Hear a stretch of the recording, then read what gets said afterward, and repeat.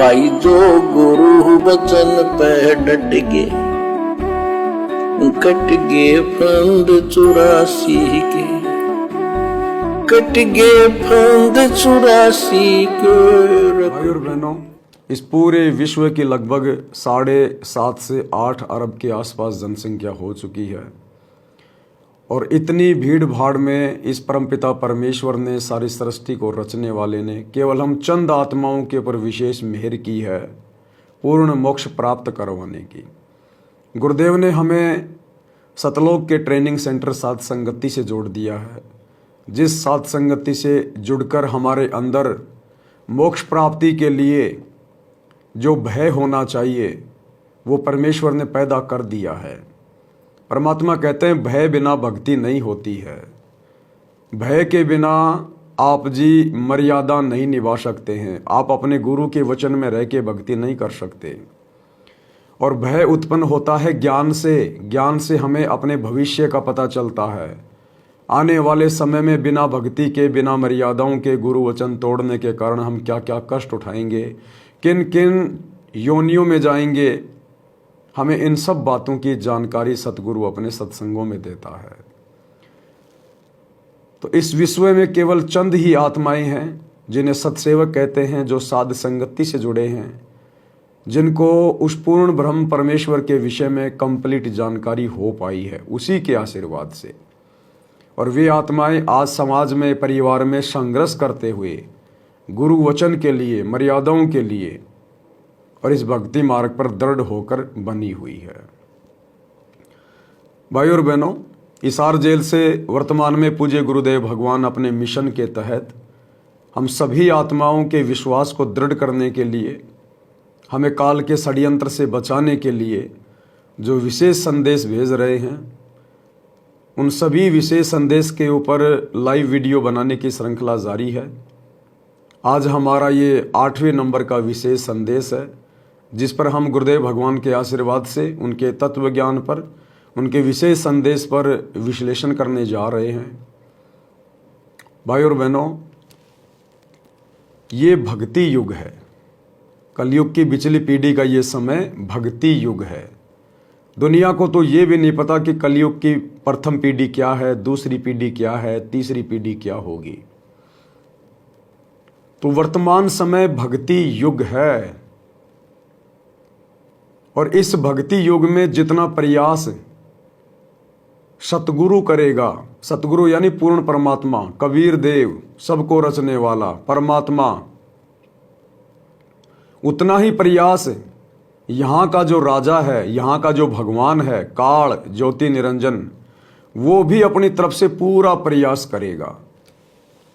काल क्यों प्रयास करेगा हम आत्माओं को यहीं पर रखने के लिए, और परमात्मा क्यों प्रयास करेगा स्वयं भी और अपनी आत्माओं में प्रेरणा करके भी हम आत्माओं को अपने घर ले जाने के लिए, सतलोक ले जाने के लिए। यदि आपने इस टॉपिक को पूरा पढ़ना है तो आपने सृष्टि रचना को समझना पड़ेगा। सृष्टि रचना को समझे बिना आप बिल्कुल भी नहीं समझ सकते कि ये राजा कौन है, काल कौन है, भगवान कौन है, परमात्मा कौन है, हम आत्माएं यहाँ क्यों फंसी पड़ी हैं, हम किसके जाल में पड़े हैं, हम क्यों गधे कुत्ते सुअर बनते हैं, कभी मौका मिला तो इंसान स्त्री या पुरुष बनते हैं।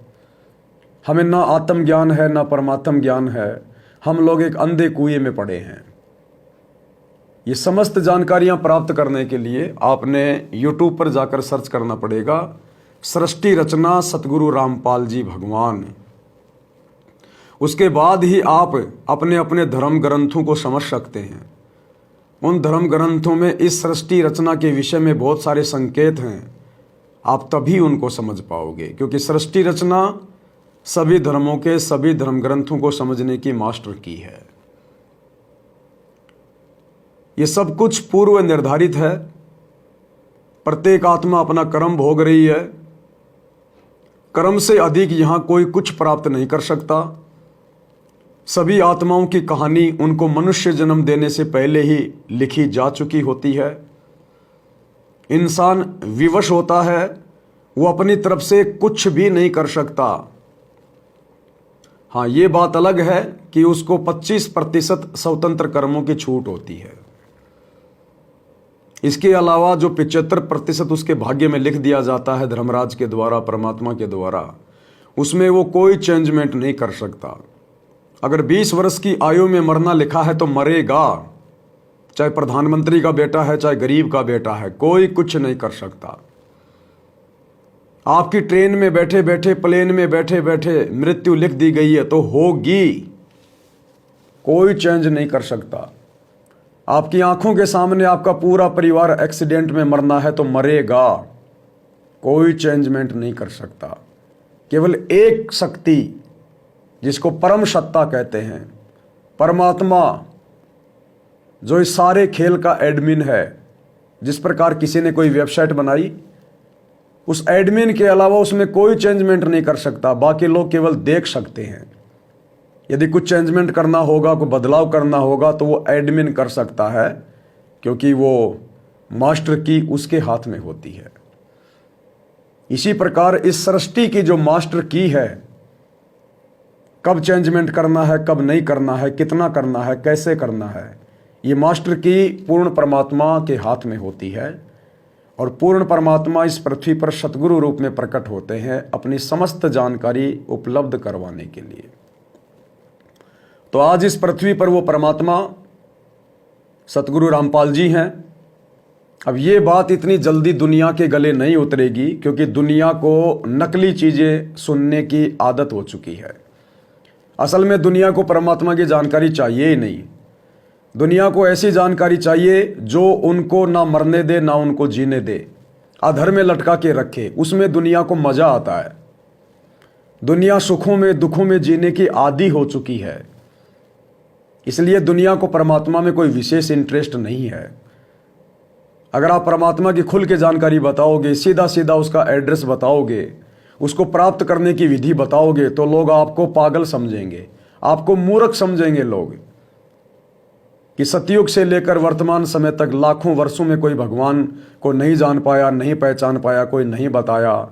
बड़े बड़े धर्म गुरु हैं जो बचपन में घर छोड़ के निकल गए थे, और ये आदमी जो अभी अभी मार्केट में आया है और ये परमात्मा के बारे में बता रहा है, ये आत्माओं के बारे में बता रहा है, ये सृष्टि रचना के बारे में बता रहा है, तो लोग आपकी उस सत्य बात के ऊपर विश्वास नहीं करेंगे, क्योंकि लोगों को डालडा घी खाने की आदत हो चुकी है। देसी घी पचाने की उनकी औकात नहीं रही। ये देसी घी यानी सच्चाई वही आत्माएं पचा पाएंगी जिन आत्माओं की पाचन क्रिया को, पाचन शक्ति को परमात्मा ने मजबूत किया हुआ है। इसलिए जो विशेष आत्मा है परमात्मा की, वही आत्माएं वर्तमान में इस कलयुग में सतगुरु रूप में आए हुए उस परमेश्वर को जान पाएंगी, पहचान पाएंगी, उनकी प्रत्येक बात पर विश्वास कर पाएंगी। और ये परम सौभाग्य आप और हम सभी सत्सेवक भाई बहनों को नसीब हुआ है। अन्यथा सतगुरु रामपाल जी की 90% संगत जो सतलोक आश्रमों से जुड़ी हुई है, वो अभी भी परमात्मा कबीर जी के विषय को लेकर बेखबर है। इन लोगों को केवल इतना पता है कि परमात्मा का नाम कबीर है, लेकिन उस 90% संगत को जो सतलोक आश्रमों में आती है, जाती है, उनको ये नहीं पता है कि धरती पर वो परमात्मा कहाँ है, कुछ नहीं पता। और जब तक आपको ये दृढ़ विश्वास नहीं होगा कि धरती पे परमात्मा मेरा गुरु है, और ये दृढ़ विश्वास उसी समय माना जाएगा जब आप अपने गुरु के अलावा किसी अन्य में परमात्मा देखना बंद कर देंगे। और अन्य में परमात्मा देखना बंद उस समय होगा जब आप अपने अपने घरों से, अपने दरबार साहिब से, अपने गले के लॉकेट से जो नकली परमात्मा वर्तमान में बना हुआ है, दाढ़ी मूंछ वाला नकली कबीर, जब तक आप उस फोटो को अपने घर से, दरबार से, लॉकेट से बाहर नहीं निकालोगे, तब तक यही समझा जाएगा कि आप अपने गुरु को केवल मानुष मान रहे हैं, अपने जैसा एक जीव मान रहे हैं, एक सोल, एक आत्मा मान रहे हैं।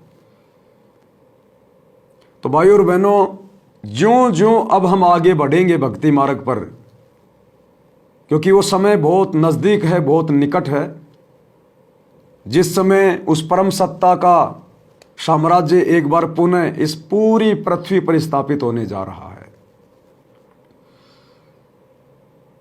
ये भक्ति युग है, इसलिए आत्माओं की रुचि ना चाहते हुए भी भगवान की तरफ बढ़ेगी। आने वाले समय में आप देखेंगे हर व्यक्ति की रुचि परमात्मा में होगी। हर व्यक्ति ये जानना चाहेगा कि परमात्मा कौन है, क्या वास्तव में परमात्मा भी होता है, अगर वो है तो कैसा है, उसकी फॉर्म क्या है, उसका रूप क्या है, वो कैसा दिखता है, क्या उसको प्राप्त किया जा सकता है, क्या वो धरती पे आता है। तमाम आत्माओं की रुचि, जो तमाम आत्माएं वर्तमान में बकवाद में लगी हुई हैं, दुनिया भर के फिल्मों में, स्वांगों में, डुप्लीकेट चीज़ों में लगी हुई है, अब धीरे धीरे, चूंकि युग परिवर्तन बहुत नज़दीक है, 2028 फिक्स टाइम है, अब आत्माएं इन बकवादों को छोड़कर परमात्मा की ओर दौड़ेंगी। क्योंकि भाई और बहनों, स्प्रिंग को एक हद तक दबाया जा सकता है, स्प्रिंग को एक लेवल तक दबाया जा सकता है, और जब आप उसको छोड़ेंगे तो वो उतनी ही तेज गति से ऊपर उठेगी। तो इस काल ने आत्माओं को चारों युगों से बहुत दबाया। हमारे धर्म गुरुओं ने, ज्ञानहीन धर्म गुरुओं ने हमें बहुत बहकाया, हमें बहुत दबाया, हमें भक्ति और भगवान की जानकारी नहीं होने दी। और अब धीरे धीरे आप देख रहे हो, ये दुनिया सांसारिक वस्तुओं से, जो गुरु बचन पे डट के कट गए फंद 84 के, कट गए फंद 84 के, कट गए फंद 84 के।